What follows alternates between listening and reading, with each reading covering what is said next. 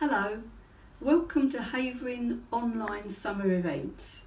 My name is Sue and today we're going to make a bee and insect hotel. Now you probably know that lots of bees live in beehives, but there are actually 20,000 different types of bees living in the world, and many of them, even in England, do not live in beehives. They live solitary lives and they lay eggs in your gardens, believe it or not. So today I'm going to show you how to make a hotel so that it encourages bees to come to your garden. Okay, so this is what we're going to need. This was an old lemonade bottle and I've cut each end off. Now you may need to get your mum or dad or nan or granddad to help you with this because you will need to use scissors and it is quite sharp. I have an old pair of shoelaces that came out of a pair of trainers, so we're recycling here. Now if you don't have an old pair of laces, you could use string or old bits of wool or garden twine. And we have some twigs. These are from an old flower arrangement that was indoors that we don't like or need anymore. I have a few great big twigs from a plant in my garden and they're just for packing. The important part is these canes, which have holes through them, and that is where the bees and insects are going to lay their eggs.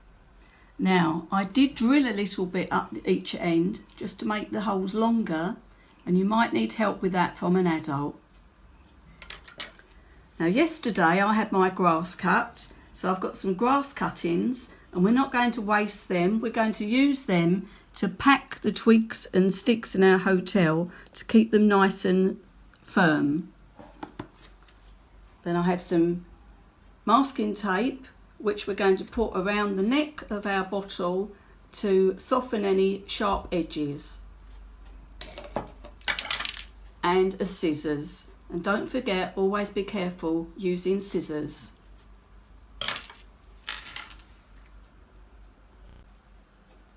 Okay, are you ready to make your bee hotel?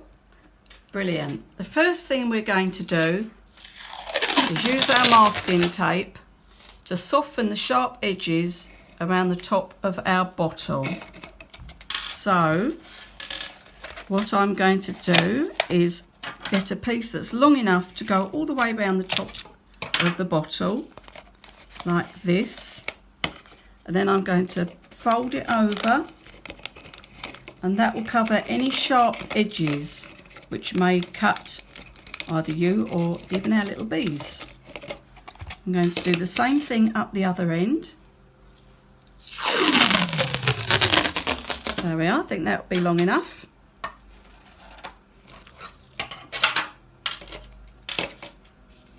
It's gone curly. Okay, and we'll go around the edge of our bottle. There we go. And then we're going to fold it over to make a nice safe edge. There we are. Now the next thing we need to do before we pack it with our sticks is to use one of our strings, or in this case one of our laces, to make a handle. And we're going to need this so that we can hang the bee hotel up when it's finished. So you simply thread it through the bottle and tie it in a knot. Very easy. Okay. Now, what we've got to do now is get our sticks. Now, most of these I've cut to about 9 inches long. Now, you will probably definitely need help with this because I had to use a hacksaw for this. So you need dad or granddad or mum or nanny or an uncle to cut these for you to length. Okay, now what I'm going to do is use my other lace. Whoops, these are trying to get away, to tie them up securely. So here we go. Let's make a knot in our lace. Pull it a bit tight, get them all down to one end. going to tie a knot in this. You might need somebody to help you here, to put a finger there while you tie it nice and tight. And then I'm going to tie it again here.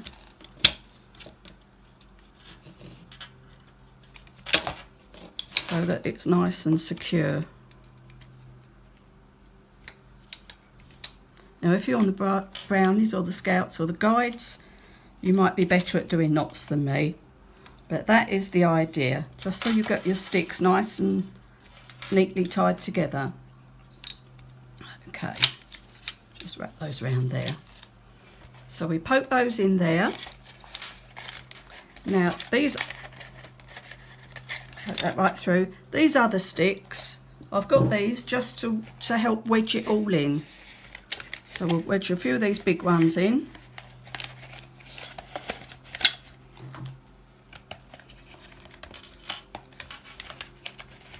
And then we can use some of these old dry flowers that we had inside our house, in our flower pot. Poke some of them in. Doesn't have to look tidy. Bees don't care, insects don't care. And now, to make it nice and tight, I'm going to stuff some of my grass cuttings in, and they will dry gradually. There we go, push them all in so it's nice and firm. It's a bit messy, this job, so you might want to do it in the garden, or put a nice cloth on your, plastic cloth on your mum's table so it doesn't get too cross, because it does make a mess, as you can see. Right, now I think that is now nice and tight. So what will happen is the bees will come along, or the other insects, and they will go down these little tubes and they'll lay their eggs. Now they usually lay 4 eggs. 1, 2, 3, 4. And unfortunately and then they bung the hole up. And unfortunately, when the wasps come out later in the year, they will probably eat the first 2 eggs, but the second 2 should survive, and they'll go on to be adult bees. And there you have it. So what you do, you take it out in the garden and you hang it in a south-facing position so it stays nice and warm in your garden. Good luck with your bee hotel.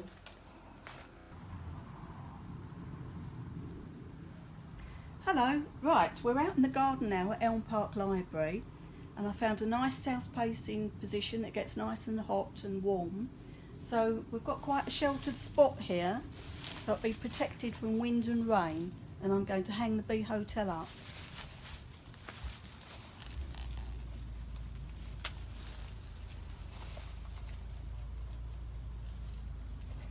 There we are, that'll get nice and warm, so the bees will come along and the other insects, and they'll lay their eggs in those tubes. Now I'd like to bring your attention to this book. It's called Omar, the Bees and Me. It's written by Helen Mortimer, illustrated by Katie Cottle, and it's published by Owlet Press.